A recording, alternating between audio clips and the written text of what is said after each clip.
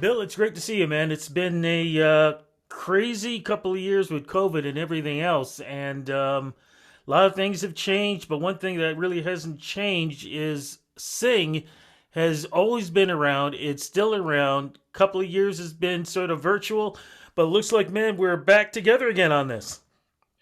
It's as I talk to musicians in the community, they love being back in the room. And the same way with the concert halls and the facilities, it's just great to see people. And I think people love live music more than ever now. Once you miss it for that long, you just say, "I know you've been out working it. You know what your crowds are like." Yeah, because the thing is, it's great to have this, and it's great to have a chance to see you Zoom using that. But for a fact, a lot of musicians have said yes, we've done virtual performances or whatever. It's not the same as No, having an audience in front of you. no, I think there's Zoom virtual fatigue. Hmm. I think once there was the announcement that after 2 years we were opening up and we were going to have concerts, and then the restrictions weren't what they were. People said, okay, let's figure out how we'll deal with this going forward, because we don't want to go back to this virtual. Because I've noticed on the virtual thing, people announce the virtual event, and who shows up? Just the person doing the event. Yeah. So I think that's been. And you look at Jacob Collier when he just came here and he was down at in the beaches there. The energy for that, or the tenors at Massey Hall, the energy behind coming in at live. I saw those faces in the audiences, and the people just wanted to reach out and touch the performers. Absolutely, absolutely. And talking about we have a lot of festivals that are out there, and Yeah. especially when it comes up to the summer, and everybody tries to pull their own unique spin on it. This festival is completely unique from all the other ones. For folks who don't know anything about saying what is it exactly and why is it, I would say the purest festival there is out there. Because it's just the voice and it's a cappella. And there's no instrumentation, no coloring around, just the voice. And I always tell, I sort of come up with this thing where I said, we love to sing. I love to sing. Everybody loves to sing in some form or another. Every little child sings to themselves, every parent. And it's evident to the fact that as communities, we get together in churches, we get together in vocalese groups, we get together in professional, unprofessional settings, and we just love to sing a song. And I think that gets to the heart of it. You can take the instrumentation. We love the instruments and everything, but at the beginning of the time, we were talking and we were singing to each other. We were doing either one to communicate. And a lot of the times, what happened was to soften the message and to give a different message, we found melodies and notes to go with the words we were trying to express. And through the ages, those like An Amazing Grace, or you can go through tunes going back to Gregorian chants, and you can go through time and you can pick out how words, the poetic nature of words, fit around and caress the note. And the voice does that. And what's beautiful about the voice is no voice is the same. You know what I mean? So Whitney Houston's a Whitney Houston. We know who she is. Martin Luther King is a voice. We know who that is. You can identify. We know who Willie Nelson is. But the voice to me is at the center of the universe as far as the way we communicate. It's the original instrument, man. You can't go either Yes, it way is. on that one. How is this festival broken up? Because there are different elements to this. Well, we got all kinds. The thing is how do you make it diverse and speak to the whole community, Mhm. speak to the broader picture? So, going in, we looked at who is to me when it comes to vocalese, who expresses it the most, who is really taking it to another level. We can look at Jacob Collier now and say, oh, the man's Mozart of our times. Mhm. But building to a Jacob Collier, we have Take Six. You're going back to the early 80s when you have a group of guys that came together in university and also in church, and they took the elements of gospel music, but then they went into the secular world and they started expanding the harmonies and the colors with the jazz chords, all those layered, super sophisticated colors, but they did it magnificently. We heard the Temptations, how the Temptations used to build things, and the Four Tops, how you would layer vocals and stuff. and or how Phil Spector would in a studio when he's got, you know, that wall of sound thing. So we sort of answer to that in so many areas, from the Estonian choir that will be here. So you have Ukrainian singers, you have Dragapella with Kinsey Six. So I mean, you got things. Everybody's got their own way of using the voice, and same way for free play, where two people can get together and bounce and do things and use a loop station, uh, and you go down through it. You know, there's just I just think what we've tried to do is say, how many different ways can the voice be utilized? How many different ways can it express itself?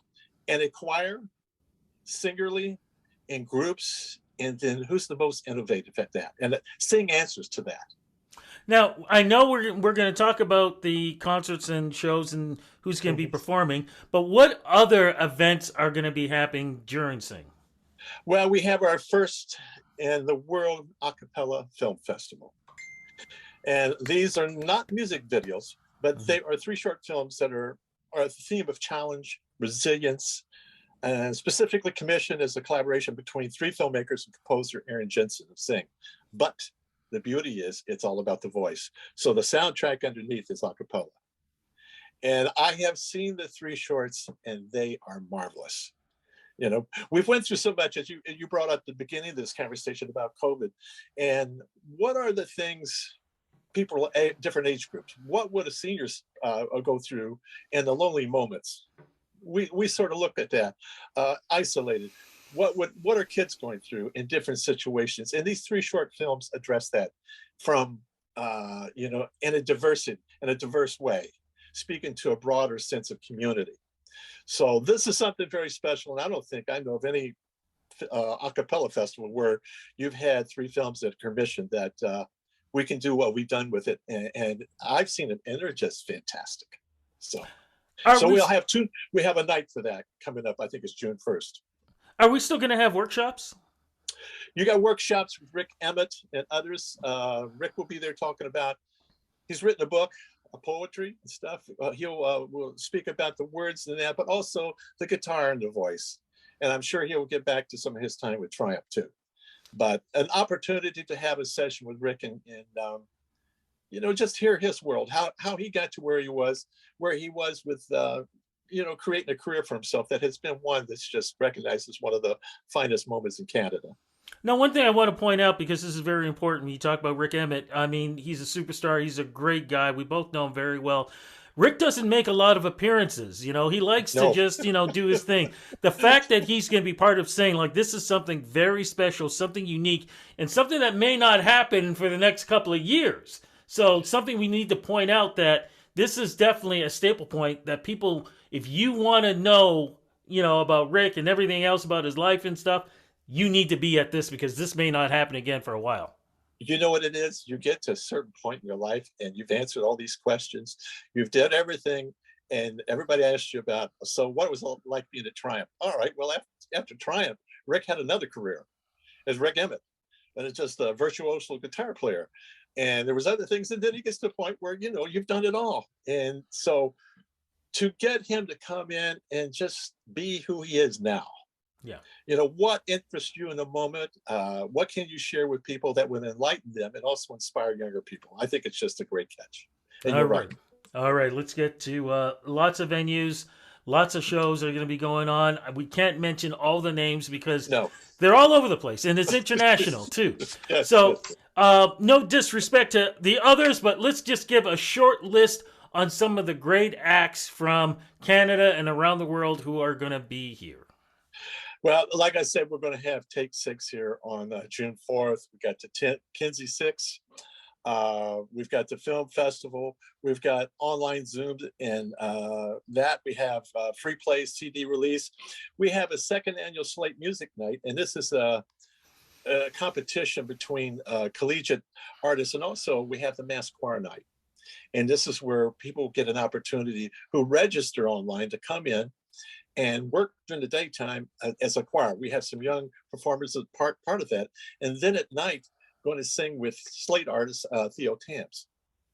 And what we did this year, and it was one of my one of the things I really pressed for was a festival has to have a heartbeat and it has to have a centralized area that everything broadens from, everything spreads from. So we brought in the concert hall. We said, this is a facility, what's it do, about 500 people. Right. It has a look, it has everything you want in a concert venue. And I always tell about going there to see James Brown in 1997. I know you've seen a lot of concerts there over here. I was at that show. It was that night. It was the hottest night in July. I was in the balcony. I was at that show.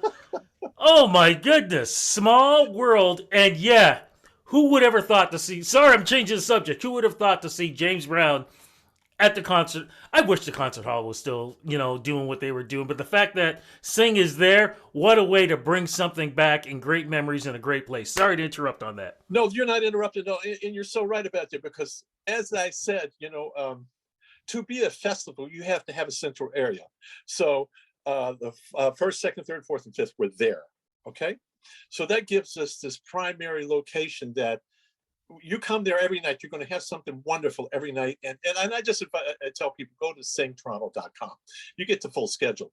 But for just my impressions and your impressions of this, for us in the music community operating the level we do, the Paradise Theater and also the fact that we have the concert hall gives us two venues out of the others that we have, right? That will give everybody comfort that they come and hang out. It's also about the hang. We know that because you're over at the El Mocambo doing your thing, and you got your crowds, you got the energy there, and you've been building on your night there. And it's the same thing that, once you find a place that you're comfortable with, you'll go the next night to see the next concert and everything. But we like to spread the variety around. And also we have the beatbox competition come up with Brez, fantastic artist from France. Now, I'm trying to keep up on everything in the world, and we are too, but the younger generation understands this. As an art farm, you have to really pay attention and look closely at what's being done. And I went up and I saw the competitions in Europe where Brez won competitions and competed in, and it is amazing. Because it's just, we've seen others use the loop stations and stuff and multi-track voices and multi-track beats and keep adding and everything. And if you look at it and you just bypass what's going on with the details, you see, it's just somebody making a bunch of noise and hitting a bunch of sound effects. It's not that. The audience gets it. It's building a track. It's building from something and then creating as you go and keep adding things and recording and layering on top until you work to the final, the finale of it all. So this will go on for a night. We have a great night of that coming up in Parkdale.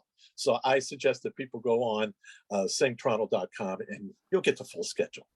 No, I want to go back to that James Brown concert. Bass's Bass was the opening. Bass's Bass was the opening act.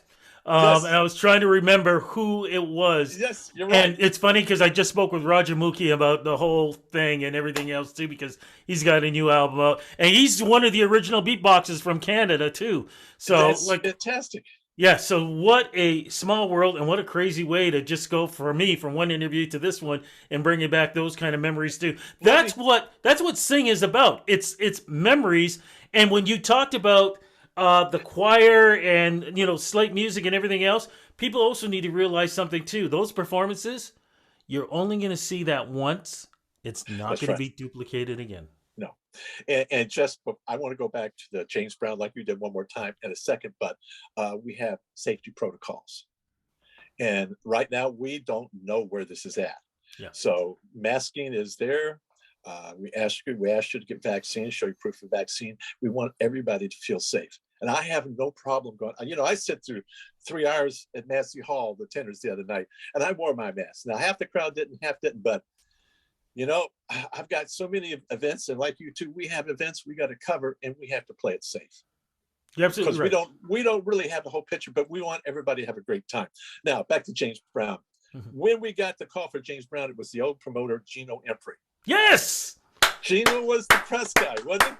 So Gino was the best, man. Oh my God, I miss him. So on memory lane here with you, Gino calls us and he says, "Okay, You and your wife can come and photograph, but you're the only two photographers for the press conference downstairs. And he said, there'd be some TV cameras. So you're the only two. So, do what you got to do. So we go, and Christine and I, when we do concerts, we always set up on the opposite side of each other. We don't want the same photo.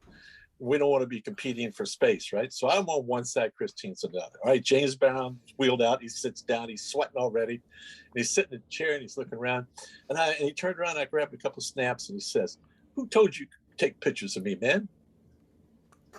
And I didn't say anything. "Who told you could take pictures of me, man?" Then he looks over and he sees Christine and goes, "Hey, pretty lady, take as many as you want." That's James. That's James. Oh my God. But also on that night, it was so hot and it was so packed that I tried to get up front.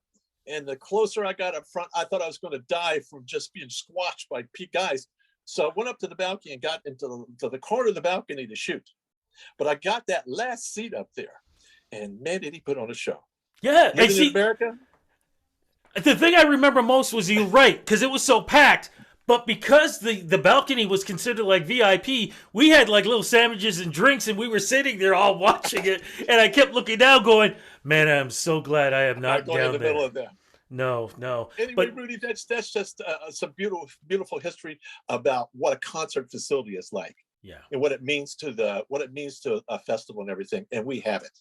Yeah, no, and you're right. And talking about the mask too, I just want to point out to people, yes, they do see, photos of me with at the Elmo Combo, but let me just make it clear, like you, when I go on stage, I take the mask off. When I get off stage to wait for what I got to do next, double mask goes on, and I'm sitting in a corner, going over my lines and waiting to see what I got to do. So yes, I absolutely agree. This is not over. I know some people are feeling safe. It's your choice, but I would also recommend too, because we have people coming from around the world to this. This just isn't Torontonians who are just walking in through this. People from around the world are going to be part of this. Wear a mask, be safe, and keep everybody else safe. So very, very important. Yes, and I thank you for this. And like I said, as organizers and people who put together events and stuff, we put a lot of hard work in this for you, for the public. Absolutely. And we want you to be safe, but we want you to also feel free enough you feel liberated enough just to totally enjoy yourself. Okay, so here we go. There are free shows, free events. There are ticket events. So much going on. There is a website we need to go to get all the information. And also, how is it running from where to where, what day to what day? Well, it starts basically the 26th to the 5th of June. So my advice is really simple, singtoronto.com. The website is fantastic. It's laid out. You have no issues. You can get tickets there. You can book your tickets and everything's there. So whatever you have in mind, whatever you'd like to see, we're at Ontario Place too. We got stuff there. We'll be at City Hall for the launch. So there's so much here. Just visit the website and that'll answer all your questions. And folks to check out too, because I know I'm going to be hosting one of the events that have been going on too. So looking forward to it. I know you're going to be out there hosting and taking care of things. Folks, you'll see the both of us out there. My friend, good to talk to you. Congratulations on, of course, the team putting this all together. I can say I know you guys have been working extremely hard in making this happen, because I know it's very special, because this is really the first time we're all coming back together, and what a way to come back together in this special festival. My friend, thank you so much for all the things that you do. And just a point here, we all love to sing, Rudy.